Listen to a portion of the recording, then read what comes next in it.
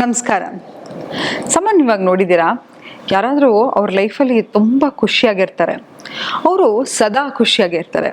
ಯಾರ ಹತ್ರನೂ ತುಂಬ ಹಣ ಇರುತ್ತೆ, ಅವ್ರಿಗೆ ಯಾವಾಗಲೂ ಹಣ ಬರ್ತಾನೆ ಇರುತ್ತೆ. ಅವರು ಮಲ್ಟಿಪಲ್ ಬಿಸ್ನೆಸ್ ಮಾಡ್ತಾ ಇರ್ತಾರೆ. ಒಂದು ಮನೆ ಆದಮೇಲೆ ಇನ್ನೊಂದು ಮನೆ ತಗೋತಾನೆ ಇರ್ತಾರೆ, ಒಂದು ಲ್ಯಾಂಡ್ ಆದಮೇಲೆ ಇನ್ನೊಂದು ಲ್ಯಾಂಡ್ ತಗೋತಾನೆ ಇರ್ತಾರೆ. ಏನೋ ಕ್ರಿಮಿನಲ್ ಕೆಲಸ ಮಾಡ್ತಿರ್ತಾರೋ ಏನು ಮಾಡ್ತಿರ್ತಾರೋ ನಾವಿಲ್ಲಿ ಕೂತ್ಕೊಂಡು ಜಡ್ಜ್ ಮಾಡ್ತಿರ್ತೀವಿ.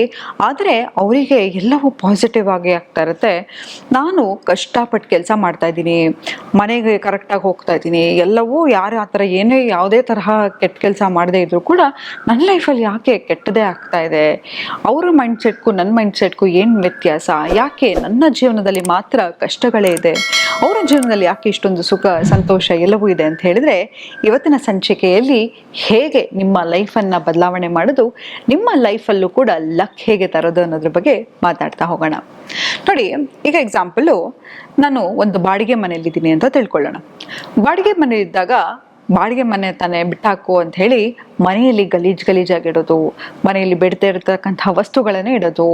ಬಾಡಿಗೆ ಮನೆ ಅಲ್ವಾ, ಹೇಗಾದರೂ ಇರಲಿ ಅಂತ ಹೇಳ್ಬಿಟ್ಟು ಹೇಗಾಗೂ ಇಟ್ಟರೆ ಅಲ್ಲಿ ಇರುವಾಗ ನಾನು ಏನು ಮಾಡ್ತೀನಿ, ನನ್ನ ಪರ್ಸ್ನಾಲಿಟಿ ಹೇಗಿರುತ್ತೆ, ಏನೋ ಒಂಥರ ಕ್ಲಾಸ್ಟ್ರೋಫೋಬಿಕ್ ಆಗಿ ಅನಿಸುತ್ತೆ, ಅನ್ಈಸಿನೆಸ್ ಅನಿಸುತ್ತೆ.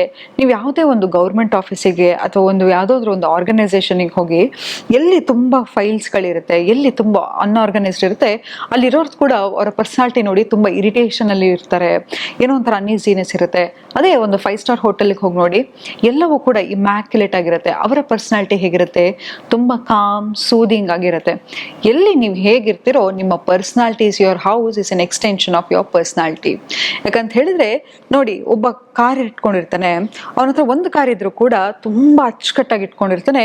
ನೋಡಿ, ಒಂದು ವರ್ಷ ಅಥವಾ 2 ವರ್ಷ ತದ ನಂತರ ಇನ್ನೊಂದು ಕಾರನ್ನು ಕೊಂಡ್ಕೊಳ್ಳೋಗೆ ಆಗುತ್ತೆ. ಯಾವುದನ್ನು ನಾವು ಬೆಲೆಯನ್ನು ಕೊಡ್ತಾ ಹೋಗ್ತೀವೋ ಅದು ಮಲ್ಟಿಪ್ಲೈ ಆಗ್ತಾ ಹೋಗುತ್ತೆ. ಇದಕ್ಕೆ ಸೀಕ್ರೆಟ್ ಏನಪ್ಪ ಅಂತ ಹೇಳಿದ್ರೆ, ದ ಪವರ್ ಆಫ್ ಗ್ರ್ಯಾಟಿಟ್ಯೂಡ್. ಯಾವಾಗ ನಾವು ಸಣ್ಣ ಸಣ್ಣ ವಿಷಯಕ್ಕೂ ಗ್ರೇಟ್ಫುಲ್ ಆಗಿರ್ತೀವಿ. ನೋಡಿ, ಸಾಮಾನ್ಯವಾಗಿ ನೀವು ಕಷ್ಟಪಟ್ಟು ನಿಮ್ಮ ಹೆಂಡತಿ ಅಡುಗೆ ಮಾಡ್ತಾಳೆ. ಅಡುಗೆ ಮಾಡಿದಾಗ ನೀವು ಅವರಿಗೆ ಚೆನ್ನಾಗಿದ್ಯೆ, ಏನಮ್ಮ ಇವತ್ತು ಇಷ್ಟು ಚೆನ್ನಾಗಿ ಮಾಡಿದ್ಯಾ ಅಂತ ಹೇಳಿದೆ ಯಾವಾಗಲೂ ಹೋಗಿ ತೆಗಳ್ತಾನೆ ಇದ್ದರೆ ಅವ್ರಿಗೆ ಇನ್ನೂ ಅಡುಗೆ ಮಾಡಬೇಕು ಅಂತ ಅನ್ಸತ್ತಾ, ಇವತ್ತು ಆಗಲ್ಲ ಬಿಡಪ್ಪ ಅಂತ ಹೇಳಿಬಿಟ್ಟು ಏನೋ ಒಂದು ಮಾಡಬೇಕಲ್ಲ ಅಂತ ಹೇಳಿ ಮಾಡ್ತಾ ಹೋಗ್ತಾರೆ. ಯಾವಾಗ ನೀವು ಗ್ರೇಟ್ಫುಲ್ ಆಗಿರ್ತೀರಾ, ಒಂದು ಹೊಸ ರೆಸಿಪಿಯನ್ನು ಹುಡ್ಕೋದು, ಮನೆಯನ್ನು ಒಂದು ಹೊಸದಾಗಿಡೋದು, ಅಥವಾ ಅವರು ಎಫರ್ಟ್ ಹಾಕೋದನ್ನು ಶುರು ಮಾಡ್ತಾರೆ. ನಮ್ಮ ಲೈಫೇ ಹಿಂಗೆ ಕಣ್ರಿ. ಏನಾಗುತ್ತೆ ಗೊತ್ತಾ, ನಾವು ಏನಾದರೂ ತಗೋಬೇಕು, ಏನಾದರೂ ಬೇಕು ಅನ್ನೋ ತನಕ ಅದನ್ನು ಪರ್ಸ್ಯೂಡ್ ಮಾಡ್ತೀವಿ, ತಗೊಳಿದ ನಂತರ ಅದನ್ನು ವ್ಯಾಲ್ಯೂ ಮಾಡೋದನ್ನು ಕ್ರಮೇಣವಾಗಿ ನಿಲ್ಲಿಸ್ಬಿಡ್ತೀವಿ. ಇದರಿಂದ ಏನಾಗುತ್ತೆ ಗೊತ್ತಾ, the mind set of lac. ಹೇಗೆ ಅಂತ ಹೇಳಿದ್ರೆ, the power of sub conscious mind ಅಂತ ಏನು ಹೇಳಿದ್ರೆ, ನಿಮ್ಮ ಗೊತ್ತಿಲ್ಲದ ಹಾಗೆ ಈ ಯೂನಿವರ್ಸ್ ಅಂತ ಏನಿದೆಯೋ ಎಲ್ಲವೂ ಕೂಡ ಅಬಂಡೆನ್ಸ್ ಅಲ್ಲಿದೆ. ಎಕ್ಸಾಂಪಲ್ ನೋಡಿ, ನಾನು ಗಾಳಿಯನ್ನು ತಗೋತಾ ಇದ್ದೀನಿ, ನಿಮ್ಗೇನಾದ್ರೂ ಗಾಳಿ ಕಮ್ಮಿ ಆಗಿದೆಯಾ? ಇಲ್ಲ. ನಾನು ನೀರು ಕುಡಿತಿದ್ದೀನಿ ಅಂತ ನಿಮ್ಗೇನಾದ್ರು ನೀರು ಖಾಲಿ ಆಗಿದೆಯಾ? ಇಲ್ಲ. ಎಲ್ಲವೂ ಕೂಡ ಅಬಂಡೆನ್ಸ್ ಅಲ್ಲಿದೆ. ಇಡೀ ಪ್ರಪಂಚ ಹೇಗೆ, ಈ ಯೂನಿವರ್ಸ್ ಬ್ರಹ್ಮಾಂಡ ಹೇಗೆ ಭಗವಂತ ಡಿಸೈನ್ ಮಾಡಿದಾನಪ್ಪ ಅಂತ ಹೇಳಿದ್ರೆ ಎಲ್ಲವೂ ಕೂಡ ಅಬಂಡೆನ್ಸ್ ಅಲ್ಲಿದೆ. ಆದರೆ ನಮ್ಮ ಮೈಂಡ್ ಸೆಟ್ ಮಾತ್ರ ಅದಿಲ್ಲ ಇದಿಲ್ಲ ಅಂತ ಲ್ಯಾಕ್ ಮೈಂಡ್ ಸೆಟ್ ಅಲ್ಲಿ ಇರ್ತೀವಿ. ನೋಡಿ, ಈಗ ಒಂದು ಬೀಜ ಕೊಡ್ತೀನಿ ನಿಮಗೆ. ಒಂದು ಮಾವಿನ ಬೀಜನ ನೆತ್ತಿದ್ರೆ ಅದು ಸಾವಿರಾರು ಮಾವಿನ ಹಣ್ಣನ್ನ ಕೊಡುತ್ತೆ ಅಲ್ವಾ? ಆದ್ರೆ ನೀವು ಹಾಕಿದ್ದು ಒಂದೇ ಬೀಜ, ಅದಕ್ಕೆ ನೀರು ಹಾಕ್ತಾ ಇದ್ರಿ ಅಷ್ಟೇ. ಹಾಗೆ ಗ್ರ್ಯಾಟಿಟ್ಯೂಡ್ ಮೈಂಡ್ ಸೆಟ್ಟು ಕೂಡ ಅಷ್ಟೇ.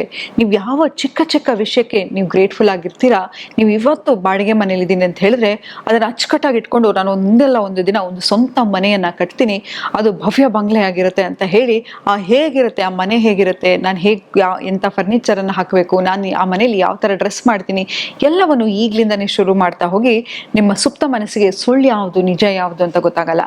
ಅದ್ರ ಬದಲಾಗಿ ಅದು ನನ್ನ ಹತ್ರ ಇಲ್ಲ, ಇದು ನನ್ನ ಹತ್ರ ಇಲ್ಲ ಅಂತ ಹೇಳಿ ಯಾವಾಗ ಪರಿತಪಿಸ್ತಾ ಇರ್ತೀರಾ, ಕೊರಗ್ತಾ ಇರ್ತೀರೋ ಅದು ನೀವಾಗ್ಬಿಡ್ತೀರಾ. ಎಷ್ಟೋ ಸತಿ ನೋಡಿ, ಹಿಂದಿನ ಕಾಲದಲ್ಲೂ ಹೇಳೋರು, ಕಷ್ಟದ ಬಗ್ಗೆ ಜಾಸ್ತಿಯಾಗಿ ಮಾತಾಡಕ್ ಹೋಗ್ಬೇಡ, ಯಾವತ್ತೂ ತಿಳ್ಕೊಳ್ಳಿ, ಕಷ್ಟ ಕಷ್ಟ ಕಷ್ಟ ಕಷ್ಟ ಅಂತ ಇದ್ರೆ ಅದು ನೀವಾಗ್ಬಿಡ್ತೀರಾ. ಅದಕ್ಕೆ ಪರಿಹಾರ ಏನು ನೋಡಿ, ಜೀವನ ನಂತರನೇ ಇವಾಗ ಸುನಾಮಿ ಬರೋದು ನಮ್ಗೆ ಗೊತ್ತಿತ್ತಾ, ಕೋವಿಡ್ ನಮ್ಗೆ ಬರೋದು ನಮ್ಗೆ ಗೊತ್ತಿತ್ತಾ, ಯುದ್ಧ ಆಗೋದು ನಮ್ಗೆ ಗೊತ್ತಿತ್ತಾ? ಯಾವುದು ನಮ್ಗೆ ಗೊತ್ತಿರಲಿಲ್ಲ. ಇಡೀ ಹೇಗಿರುತ್ತೆ ಅಂತ ಹೇಳಿದ್ರೆ, ನಮ್ಮ life is full of uncertainty. ಈ ಭೂಲೋಕ ಅಂತ ಅಂದಮೇಲೆ ಕಷ್ಟ ಸುಖ ಎಲ್ಲವೂ ಇದ್ದೇ ಇರುತ್ತೆ. ಯಾವುದನ್ನು ನೀವಾಗ್ಲಿಕ್ಕೆ ಹೋಗ್ಬೇಡಿ. ಕಷ್ಟ ಬಂದರೆ ಅದ್ರ ಬಗ್ಗೆನೇ 100 ಜನ ಹತ್ರ ಹೇಳೋದು, ಅಯ್ಯೋ ನನಗೆ ಇದಾಗ್ತಾ ಇದೆ ಅದಾಗ್ತಾ ಇದೆ ಅಂತ.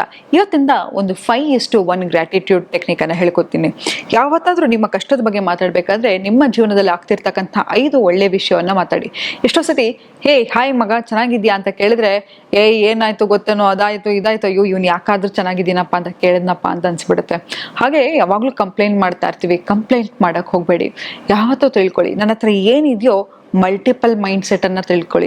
ಇವತ್ತು ನಾನು ಎಲ್ಲೋ ಕೆಲಸ ಮಾಡ್ತಿದ್ದೀನಿ ಅಂತ ಹೇಳಿದ್ರೆ ಬಿಸ್ನೆಸ್ ಆಪರ್ಚುನಿಟಿಯನ್ನು ಹುಡುಕ್ತಾ ಹೋಗಿ ಇದರಿಂದ ನಾನು ಹೇಗೆ ಅಪ್ಗ್ರೇಡ್ ಮಾಡ್ಕೋಬೇಕು ಅನ್ನೋದಾಗಿರ್ಬೋದು, ನನ್ನ ಮೈಕಟ್ಟನ್ನು ಹೇಗೆ ಇಟ್ಕೋಬೇಕು, ನನ್ನ ಸ್ಕಿನ್ ಅನ್ನು ಹೇಗೆ ಇಟ್ಕೋಬೇಕು, ಪ್ರತಿಯೊಂದನ್ನು ಎಫರ್ಟ್ ಹಾಕ್ತಾ ಹೋಗಿ ನೋಡಿ. ನಿಮಗೆ ಗೊತ್ತಿಲ್ಲದ ಹಾಗೆ ನಿಮ್ಮ ಲೈಫಲ್ಲಿ ಹಲವಾರು ಬದಲಾವಣೆ ಆಗ್ತಾ ಹೋಗುತ್ತೆ. ಯಾವಾಗ ನಮ್ಮ ಲೈಫಲ್ಲಿ ಅದಿಲ್ಲ ಇದಿಲ್ಲ ಅದು ಇದು ಅಂತ ಕೊರಗ್ತಾ ಹೋಗ್ತಿರೋ ನಿಮ್ಮ ಲೈಫಲ್ಲಿ ಎಲ್ಲವೂ ಕೂಡ ಕಡಿಮೆ ಆಗ್ತಾ ಹೋಗುತ್ತೆ. ಇನ್ನೊಂದು ಹೇಳ್ತೀನಿ, ಮಲ್ಗಕ್ಕಿಂತ ಮುಂಚೆ, ಯಾಕಂತ ಹೇಳಿದ್ರೆ ನೀವು ಯಾವಾಗ ಮಲಗ್ತೀರಾ ಬೆಳಗ್ಗೆ ಎದ್ದ ನಂತರ ನಿಮ್ಮ ಸುಪ್ತ ಮನಸ್ಸು ತುಂಬಾ ಅಲರ್ಟ್ ಅಲ್ಲಿ ಇರುತ್ತೆ. ಮಲಗಕ್ಕಿಂತ ಮುಂಚೆ ನಿಮ್ಮ ಲೈಫಲ್ಲಿ ಏನೇನು ಒಳ್ಳೇದಿರುತ್ತೋ ಎಲ್ಲವನ್ನು ಬರಿತಾ ಹೋಗಿ. ಯಾವಾಗ ಬರಿತಾ ಹೋಗ್ತೀರಾ, ಮಲಗಿದಾಗ ಎಷ್ಟೋ ಸತಿ ನಿಮಗೆ ಗೊತ್ತಿಲ್ಲದ ಹಾಗೆ ಬೆಳಗ್ಗೆ ಎದ್ದಾಗ ತುಂಬಾ ಸಂತೋಷವಾಗಿರ್ತೀರ. ಯಾವಾಗ ಕೂತ್ಕೊಂಡು ಅದು ಇದು ಅಂತ ನಿಮ್ಮ ಲೈಫಲ್ಲಿ ಕಂಪ್ಲೇಂಟ್ ಮಾಡ್ತಾ ಇರ್ತೀರೋ ಅದು ಇನ್ನೂ ಜಾಸ್ತಿ ಆಗ್ತಾ ಹೋಗುತ್ತೆ ಅಂತ ಹೇಳ್ತಾ ಇವತ್ತಿನ ಸಂಚಿಕೆ ನಾನು ಮುಕ್ತಾಯಗೊಳಿಸ್ತಿದ್ದೀನಿ. ಧನ್ಯವಾದಗಳು.